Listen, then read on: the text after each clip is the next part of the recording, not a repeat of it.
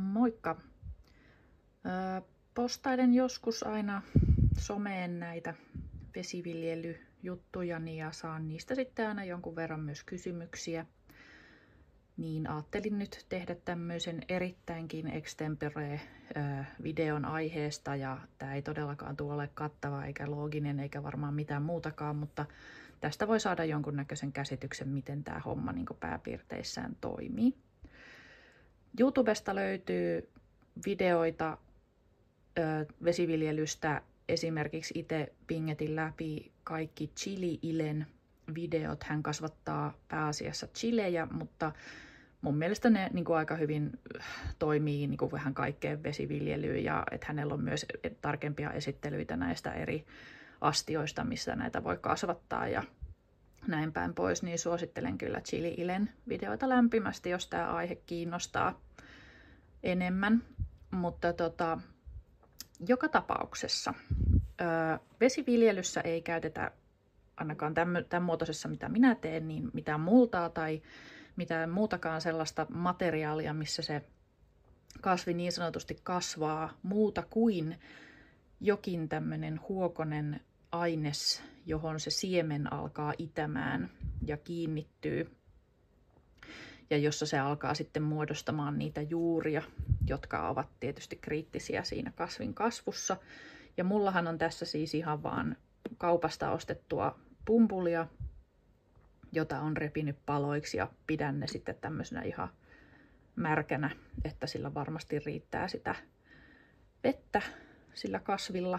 Ja sinne, minkä ikinä valitsetkaan materiaalin pohjaan, se sitten alkaa kasvattamaan juuria tähän tapaan, toivottavasti näkyy. Ja kun se on kasvattanut tarpeeksi niitä juuria niin, että koet, että se on elinkelpoinen siellä seuraavassa osoitteessaan, jonne sen kasvin siirrät, eli tässä tapauksessa se olisi verkkoruukku,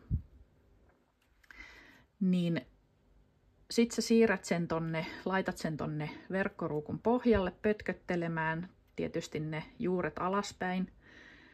Ja sen päälle se tarvii oikeastaan vaan jotain, joka tukee sen kasvua, sen kasvin vartta, ja joka peittää valon pääsyn sinne veteen. Se valo, kun sinne veteen pääsee, niin se alkaa muodostaa jonkunnäköisiä bakteereja, ja sille voi tulla sitten esimerkiksi juurimätää, joka sitten tuhoaa loppujen lopuksi sen kasvin, ja kasvi kuolee pois.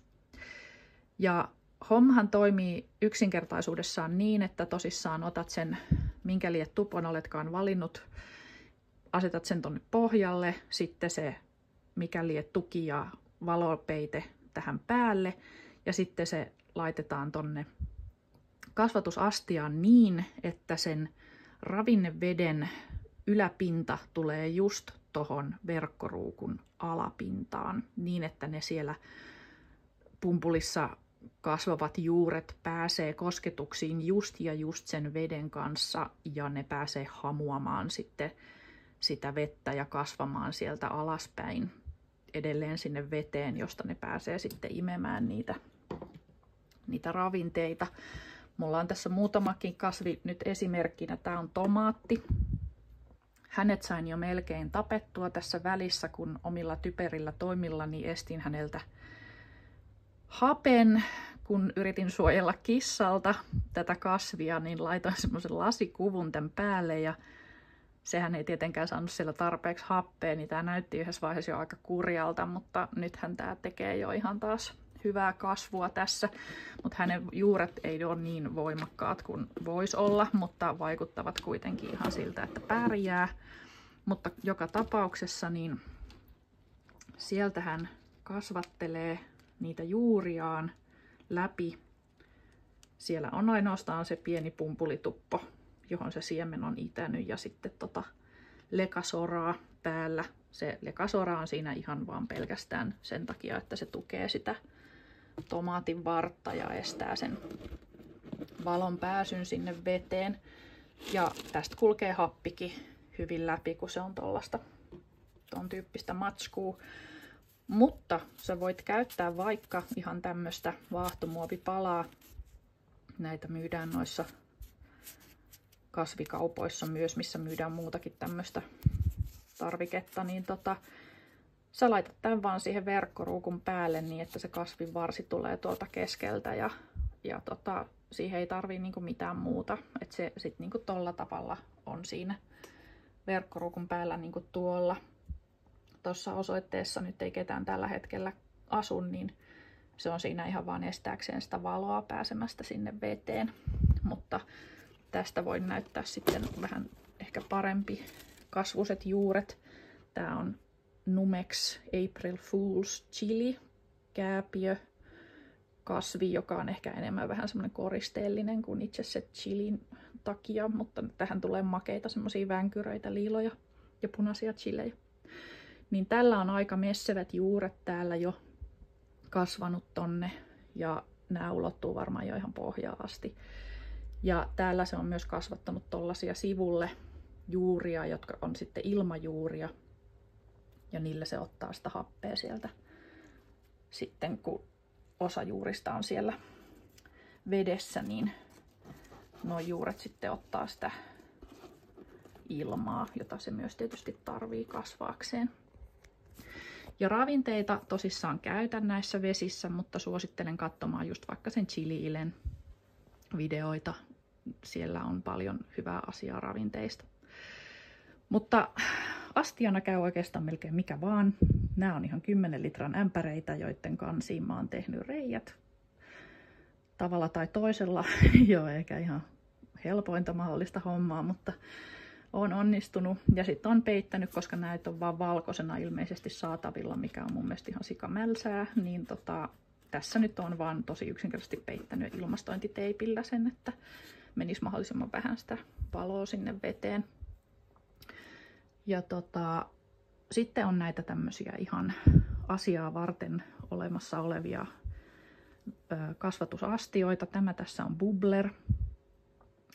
Ja tää tulee semmoisena valmiina pakettina, että tässä on tää astia ja toi verkkoruukku, joka siihen sopii, sekä pumppu ja ilmakivi, joka sitten tonne veteen ilmakuplia tekee, eli hapettaa sitä vettä. Ja kuulemani mukaan se ehkä jotenkin auttaa niitä ravinteita myös ajautumaan sinne